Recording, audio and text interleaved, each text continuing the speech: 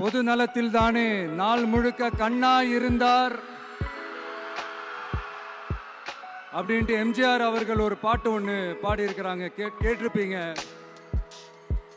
அப்படிப்பட்ட நம்ம காஞ்சி தலைவர் அறிஞர் அண்ணா அவர்கள் பிறந்த மாவட்டம் தான் இந்த காஞ்சிபுரம் மாவட்டம்.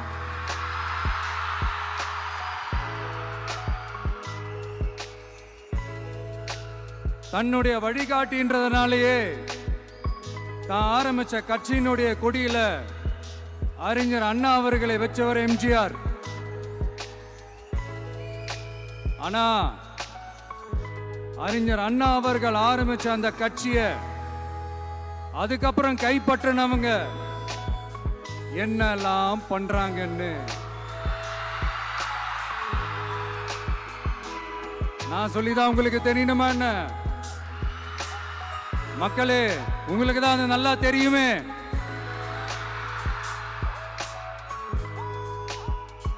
தனிப்பட்ட முறையில் எங்களுக்கும் அவங்களுக்கும் எந்த பிரச்சனையும் கிடையாதுங்க.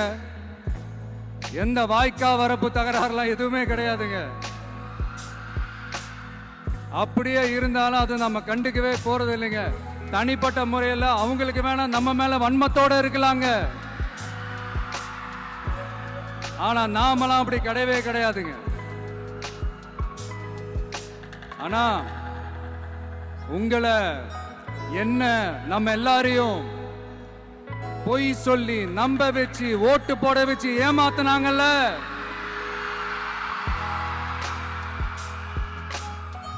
அப்படி ஏமாத்தி ஆட்சிக்கு வந்து நல்லது செய்யற மாதிரி நடிக்கிறாங்கல்ல, நாடகம் ஆடுறாங்கல்ல, அவங்கள எப்படி நம்ம கேள்வி கேட்காம இருக்க முடியும்? அதனால அவங்கள நம்ம கேள்வி கேட்காம விட போறதே இல்லை.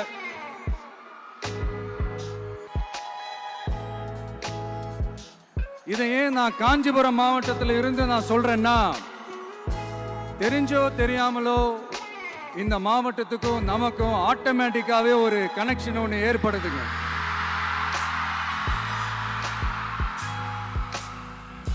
ஏன்னா நம்மளுடைய முதல் கள பயணத்தை தொடங்கினதே பரந்தூர்ல இருந்து தான். பரந்தூருக்கு போய் அந்த மண்ணில் நின்று அந்த மக்களுக்காக கேள்வி கேட்டதும் இதே அண்ணா அவர்கள் பிறந்த காஞ்சிபுரம் மாவட்டம் தான். இன்னைக்கு ஒரு பெரிய மனவேதனைக்கு அப்புறம் இந்த மக்கள் சந்திப்பு நிகழ்ச்சிக்கு வந்திருக்கிறதும் அதே அண்ணா அவர்கள் பிறந்த காஞ்சிபுரம் மாவட்டம் தான்.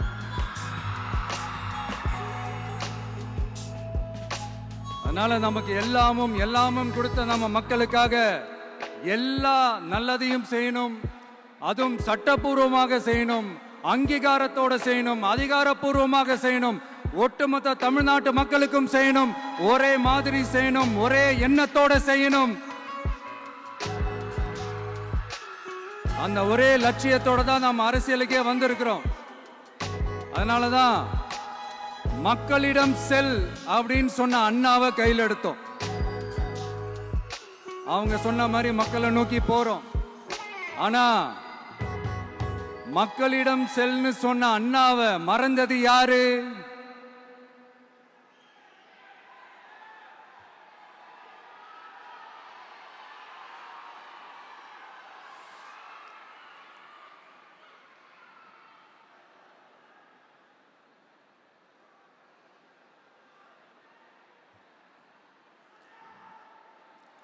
கொள்கையா? அதனப்பா கிலோ என்ன விலை என்னன்னு கேட்கிற அளவுக்கு அப்படி ஒரு கட்சியை ஒன்று நடத்திக்கிட்டு அந்த கட்சியினுடைய தலைவர் தமிழ்நாட்டு முதல்வர் சொல்றாரு, நமக்கு கொள்கை இல்லையா? எப்படி நமக்கு கொள்கை இல்லையா?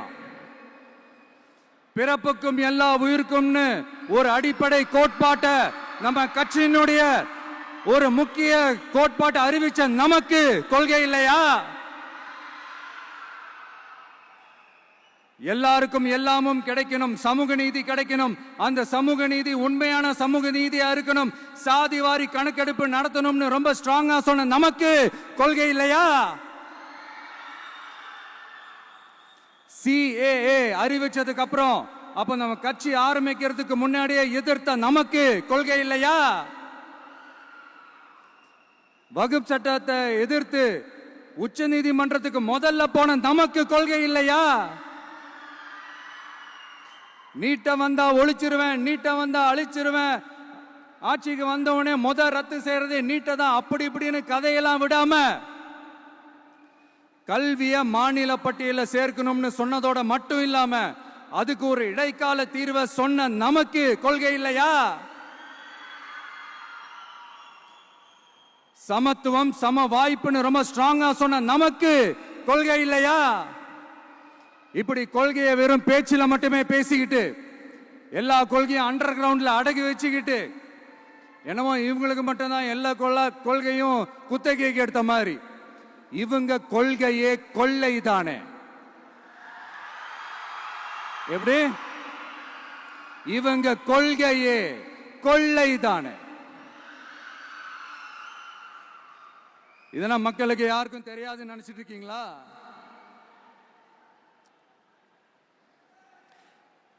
எங்க கட்சி ஒன்றும் சங்கரமணம் இல்லைன்னு சொன்னது யாரு? யார் சொன்னாங்க? ஏன் சொன்னாங்க? எதுக்கு சொன்னாங்க? இப்போ உங்க கட்சியில என்ன நடந்துகிட்டு இருக்குது அதையும் கொஞ்சம் யோசிச்சு பாருங்க, இதையும் கொஞ்சம் யோசிச்சு பாருங்க. அதனால பாப்பா, பவள விழா பாப்பா, நீ பாசாங்கு காட்டாத பாப்பா. நீ நல்லவர்கள் போல் நடிப்பதை பார்த்து நாடே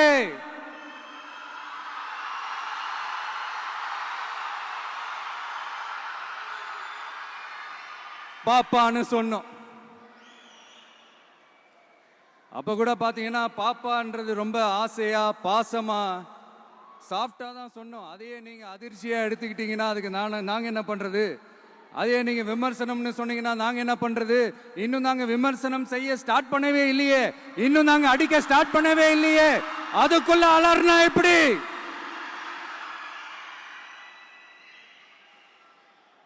அதனால உங்க அரசவை புலவர்கள் யாராவது இருந்தாங்கன்னா கர்ச்சீஃப் எடுத்து அவங்க கண்ணீரை துடைத்து விடுங்கள்.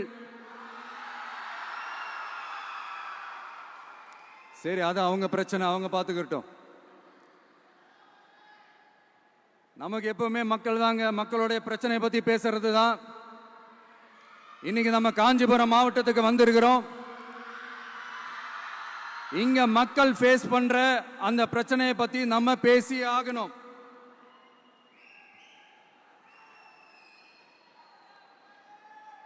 இந்த காஞ்சி மண்ணை வாழ வைக்கிற ஜீவ நதி பாலாறு, உயிர் நதி பாலாறு. இந்த மக்களோட உயிரோடவும் ரத்தத்தோடும் கலந்து ஓடுவது பாலாறு. அந்த பாலாறை இன்னைக்கு பெரியார் பெயரையும் அண்ணா பெயரையும் சும்மா பேருக்கு வச்சுக்கிட்டு ஆட்சி நடத்துறவங்க என்ன பண்றாங்க தெரியும்ல? சுரண்டிட்டாங்க, கொள்ளையடிச்சிட்டாங்க, நாசம் பண்ணிட்டாங்க, மோசம் பண்ணிட்டாங்கன்னு இன்னும் என்ன வேணாலும் சொல்லலாம். ஆக மொத்தம் அழிச்சிட்டாங்க.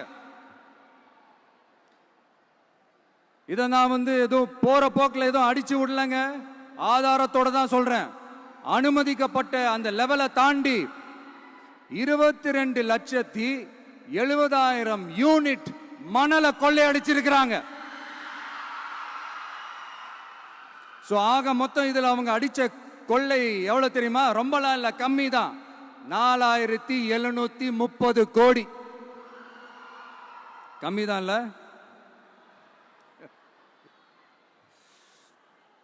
இதுக்கெல்லாம் அவங்க ஆதாரம்லாம் கேட்க முடியாது. ஏன்னா இந்த ஆதாரம்லாம் ஆல்ரெடி கோர்ட்ல இருக்குது, அமலாக்கத்துறை டிபார்ட்மெண்ட்ல இருக்குது. அந்த டிபார்ட்மெண்ட்ல வேலை செஞ்ச சில நல்லவர்கள் அவங்க அடிச்ச அந்த கொள்ளையெல்லாம் தாங்க முடியாம வெளியில சொன்ன அந்த ஆதாரங்கள், இதெல்லாம் சம்பந்தப்பட்டவங்களுக்கு இன்னும் நல்லாவே தெரியும். அதனால இது சம்பந்தமா ஆதாரங்களை கொடுலாம் அவங்க கேட்க முடியாது.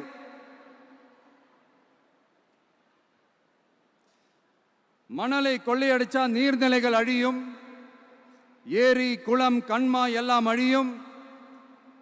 இதெல்லாம் அழிஞ்சா விவசாயம் அழியும், விவசாயம் அழிஞ்சு போனா விவசாயிகள் அழிஞ்சிருவாங்க. ஆக மொத்தம் நாம் எல்லாரும் மொத்தமா அழிஞ்சு போக வேண்டியதுதான். இப்படி மேல இருந்து கீழே வரைக்கும் ஒரு கட்சியை சிண்டிகேட் போட்டு கொள்ளையடிக்கிறத கேள்விப்பட்டிருக்கிறீங்களா மக்களே? இதே காஞ்சிபுரத்தோட உலக பெருமை நம்ம பட்டும் கைத்தறி துணியும் அதை தயாரிச்சு கொடுக்கிற கைத்தறி நெசவாளர்களும் தான். காஞ்சிபுரம் பட்டுன்னு சொன்னா உலகத்துக்கே தெரியும். ஆனா அதை தயாரிச்சு கொடுக்கிற நெசவாளர்கள் நிலை என்ன தெரியுமா? வறுமை, துன்பம், கந்துவட்டி கொடுமை. பட்டு கைத்தறிக்கு கூட்டுறவு சங்கங்கள் இருக்கு, பருத்தி கைத்தறிக்கும் கூட்டுறவு சங்கங்கள் இருக்கு. சுமார் 40,000 பேர் அதில் உறுப்பினர்களா இருக்கிறாங்க. அது போக சாய தொழில், தறிப்பட்டறை தொழில் இதை நம்பி 40,000 குடும்பங்கள் இருக்கு. ஆனா அவங்களோட ஒரு நாள் கூலி எவ்வளவு தெரியுமா? வெறும் 500 ரூபா தான். அதை கொஞ்சம் அதிகப்படுத்தி கொடுங்கன்னு போராடி போராடி பார்த்து ஒன்றும் நடக்கல. இதோட அவங்க கஷ்டம் முடிஞ்சுதா? வடகிழக்கு பருவமழை அந்த 500 ரூபா கூலிக்கு வேட்டு வச்சிடுச்சு. எப்படி விவசாயிகள் டெல்டா மாவட்டங்களில் மழையால பாதிக்கப்பட்டாங்களோ, அவங்கள கண்டுக்காம எப்படி இந்த அரசாங்கம் கைவிட்டுடுச்சோ, அதே மாதிரிதான் நம்ம கைத்தறி நெசவாளர்களும் மழையால பாதிக்கப்பட்டிருக்கிறாங்க. அடுத்து இந்த காஞ்சிபுரம் மாவட்டத்தோட பஸ் ஸ்டாண்டு 60 வருஷத்துக்கு முன்னாடி கட்டினதான். அண்ணா அவர்கள் ஆட்சிக்கு வந்தப்போ கட்டியிருப்பாங்க போல. அது இன்னும் புதுப்பிக்க கூட முடியாம கேட்டா என்ன சொல்லுவாங்க? அந்த லேண்ட் வந்து கேஸ்ல இருக்குது. இல்ல நான் கேட்கிறேன், ஒரு கவர்மெண்ட்னால வேற ஒரு நல்ல இடத்தை தேர்வு செஞ்சு ஒரு பஸ் ஸ்டாண்ட் கட்டி தர முடியாதா?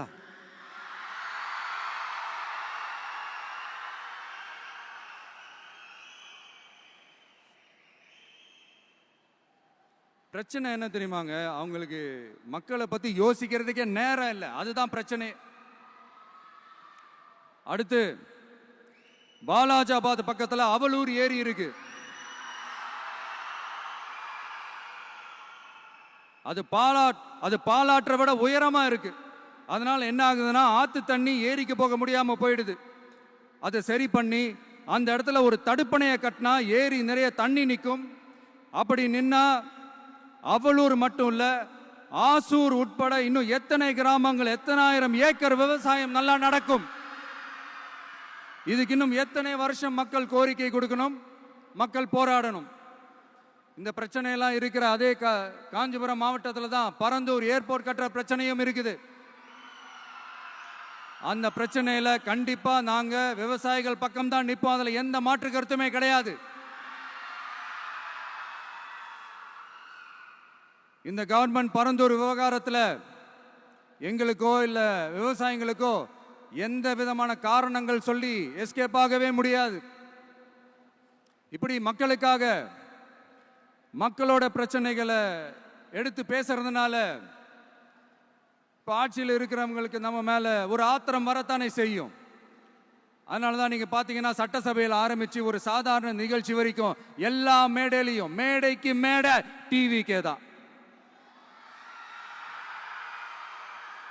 டிவிக்கே அவதூறு, அவதூறு டிவிக்கே, டிவிக்கே அவதூறு, அவதூறு டிவிக்கே. இதுக்கெல்லாம் கண்டிப்பா நாங்க பதில் சொல்லுவோம், சொல்லாமலாம் இருக்க மாட்டோம். இப்ப கூட கரூரை பத்தி பேசுவேன்னு எதிர்பார்த்திருப்பாங்க.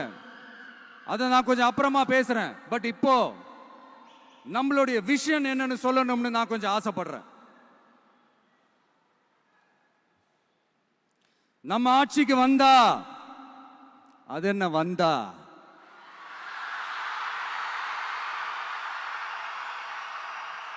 வருவோம். மக்கள் கண்டிப்பா நம்மளை வர வைப்பாங்க. அதை சொல்லணும்னு ஆசைப்படுறேன். எல்லாருக்கும் நிரந்தரமான வீடு இருக்கணும்.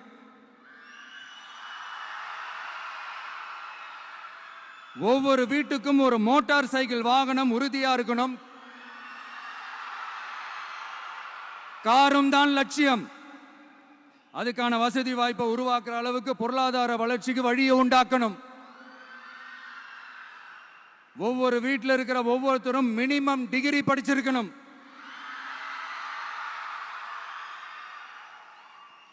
ஒவ்வொரு வீட்லையும் குறைந்தபட்சம் ஒருத்தருக்கு நிரந்தர வருமானம் கிடைக்கணும். அதுக்கான வேலை வாய்ப்பை உருவாக்கணும். அதுக்கு தகுந்த மாதிரி கல்வியில பாடத்திட்டத்தில் சீர்திருத்தம் செய்யணும். கவர்மெண்ட் ஹாஸ்பிட்டல்ஸுக்கு மக்கள் எல்லாரும் பயம் இல்லாம நம்பி போற மாதிரி மாத்தணும். பருவமழை காலத்தில் ஏற்படுற வெள்ளத்தால ஊரும் சரி மக்களும் சரி விவசாயமும் சரி பாதிக்கப்படாம இருக்கணும். அதுக்கு 4000 கோடி திட்டம்னு ஒரு உருட்டுனாங்களே, அந்த மாதிரிலாம் எதுவும் இல்லாம உண்மையான ஒரு பாதுகாப்பு திட்டத்தை உருவாக்கணும். மீனவர்களோட, தொழிலாளர்களோட, நெசவாளர்களோட, அரசு ஊழியர்கள் மற்றும் ஆசிரியர்களோட கருத்து கேட்டு அவங்களுக்கான பாதுகாப்பு மற்றும் வளர்ச்சி திட்டங்களை உருவாக்கணும். உருவாக்குறது மட்டும் இல்லை, அதை செயல்படுத்தணும். முக்கியமா இண்டஸ்ட்ரியல் டெவலப்மெண்ட்ஸ்ல கான்சென்ட்ரேட் பண்ணணும். எல்லாத்தையும் விட ரொம்ப ரொம்ப முக்கியம், சட்டம் ஒழுங்க ரொம்ப ஸ்ட்ரிக்டா வச்சிருக்கணும். நம்மளுடைய அம்மா, அக்கா, தங்கச்சிகள், அவங்களுடைய பிள்ளைகள், குழந்தைகள் எல்லாருக்கும் பாதுகாப்பை, அதுவும் உண்மையான ஸ்ட்ராங்கான பவர்ஃபுல்லான பாதுகாப்பை உண்டாக்கணும். அண்ணா யூனிவர்சிட்டியில நடந்த அந்த பெண்ணுக்கு நடந்த அந்த பிரச்சனை மாதிரியோ, இல்ல கோவையில் நடந்த அந்த கல்லூரி பெண்ணுக்கு நடந்த பிரச்சனை மாதிரியோ அதெல்லாம் நடக்க விடவே கூடாது. நம்ம வீட்டு பெண்கள் ஸ்ட்ராங்கா, பயமே இல்லாம தைரியமா இருக்கணும்.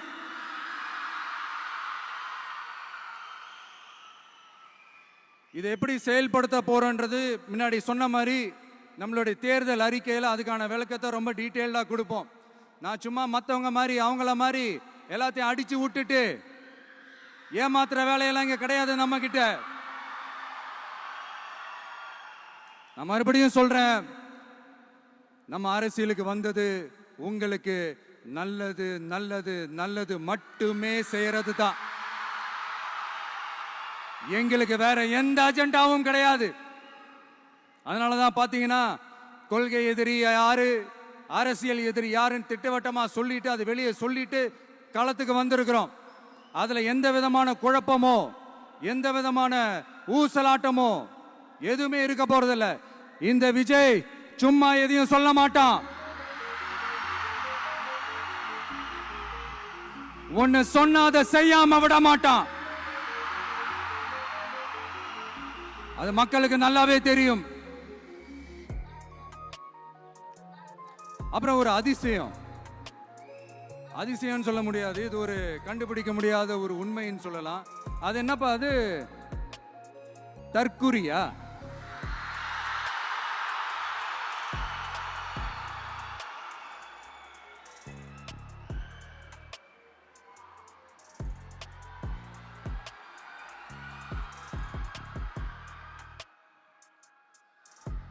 நம்ம டிவிகேக்கு சப்போர்ட் பண்ற கோடிக்கணக்கான லட்சக்கணக்கான மக்கள், நம்மளுடைய நண்பிகள், நம்மளுடைய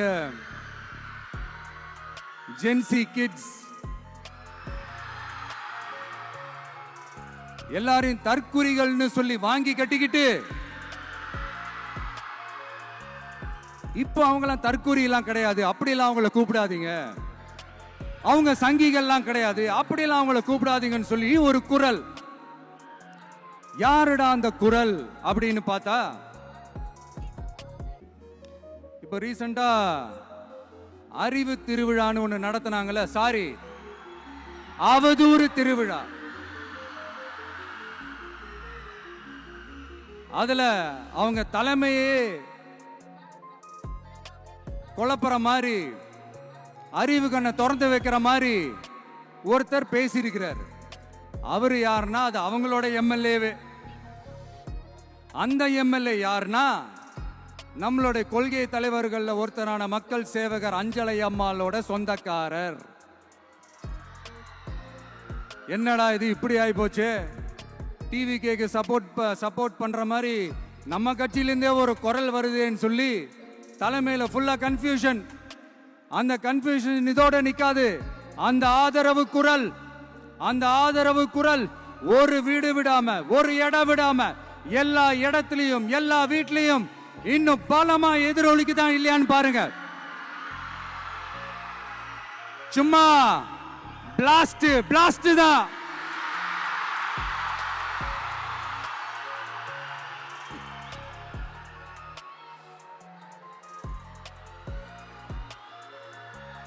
இது இன்னைக்கு நேத்தெல்லாம் நடக்கலங்க. 1972லயே நடந்து முடிஞ்சிருச்சு. எப்போ எம்ஜிஆர் அவர்கள் கட்சி ஆரம்பிச்சாங்களோ அப்பவே அது ஒரு கூத்தாடி கட்சி. எப்போ எம்ஜிஆர் அவர்களுக்கு பின்னாடி அத்தனை மக்கள் திரண்டு நின்னாங்களோ அப்பவே அது ஒரு கூத்தாடி கும்பல். நடிகர் கட்சின்னு சொன்ன ஒருத்தர் அதுக்கப்புறம் எம்ஜிஆர் கூடயே போய் சேர்ந்துட்டாரு. இன்னொருத்தர் இவரெல்லாம் ஒரு ரவுண்டு தாங்க வருவாரு, ரெண்டாவது ரவுண்ட்லாம் காணாம போயிடுவார்னு சொல்ல இன்னொருத்தர் அதுக்கப்புறம் போய் எம்ஜிஆர் கிட்டே போய் சேர்ந்துட்டார். ஸோ இந்த மாதிரி இவங்க 2 பேர் மட்டும் இல்ல, ஒட்டுமொத்த தமிழ்நாட்டு மக்களும் எம்ஜிஆர் அவர்கள் கூட தானே போய் சேர்ந்தாங்க.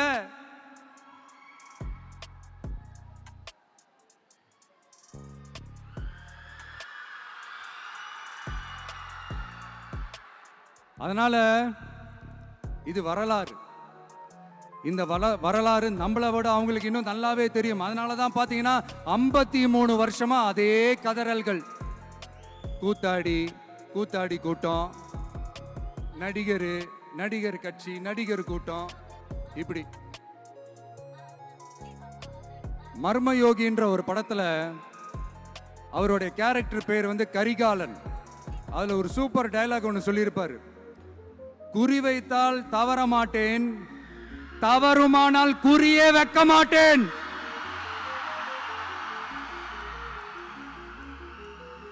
இதெல்லாம் யாருக்கு சொல்றோம், எதுக்கு சொல்றோம்னு புரிய வேண்டியவங்களுக்கு புரிஞ்சா நல்லா இருக்கும். ஏண்டா இந்த விஜய தொட்டோம்,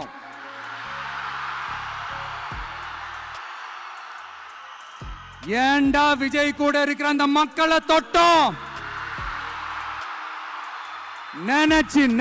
நினைச்சு ஃபீல் பண்ண போறீங்க.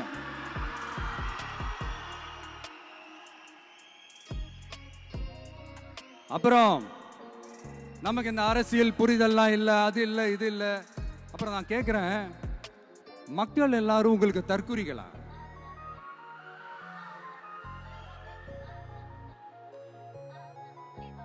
அதே மக்களோட ஓட்டு வாங்க போற நாம தற்குறிகள்னா, அப்ப இவ்வளவு நாள் அதே மக்கள் கிட்ட தானே நீங்க ஓட்டு வாங்கிட்டு இருந்தீங்க.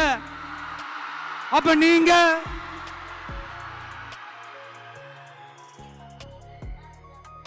அந்த மக்களுக்கு நீங்க காட்டுற மரியாதையும் நன்றியும் இதுதானா?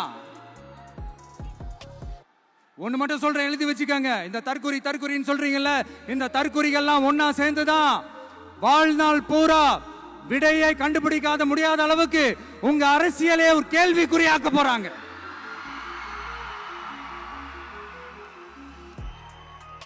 இவங்கெல்லாம் யாரும் இங்க தற்குறிகள்லாம் கிடையாது. இவங்க எல்லாரும் தமிழ்நாட்டு அரசியலோட ஆச்சரியக்குறி. இவங்க எல்லாரும் தமிழ்நாட்டு அரசியலோட அந்த மாற்றத்திற்கான அறிகுறி. சும்மா லாஜிக்கே இல்லாம தற்குறி.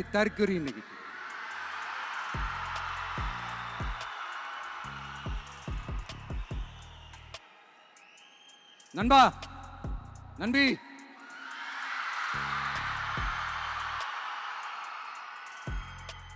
எல்லா மேடையிலும் ரிப்பீட்டடா ஒரு விஷயம் நான் சொல்லுவேன்ல, இப்ப நீங்க சொல்லுங்க. ஒண்ணு, இன்னொன்னு, ரிப்பீட்.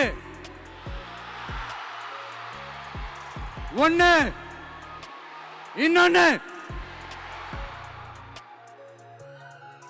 இந்த போட்டி எப்படி இருக்க போகுதுன்னா, மக்களோட மக்களா நிக்கிற நமக்காக மக்களே டிசைட் பண்ணி போறாங்க. My dear sir, my dear uncle,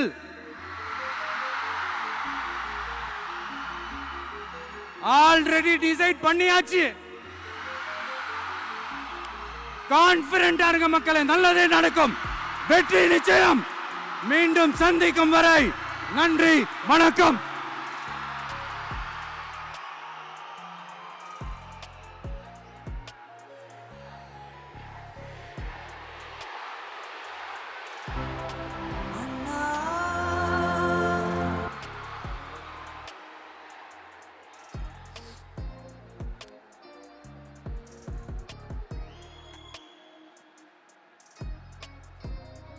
வெளியில போக பர்மிஷன் கிடைச்சவொன்னே கூடிய சீக்கிரம் வெளியில வருவோம். அதனால தான் இப்படி ஒரு ஏற்பாடு. எல்லாரும் இருந்து சாப்பிட்டு போகணும்.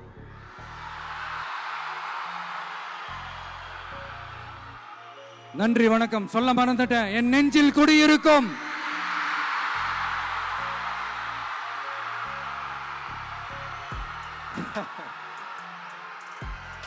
Sorry, slip my mind. Thank you.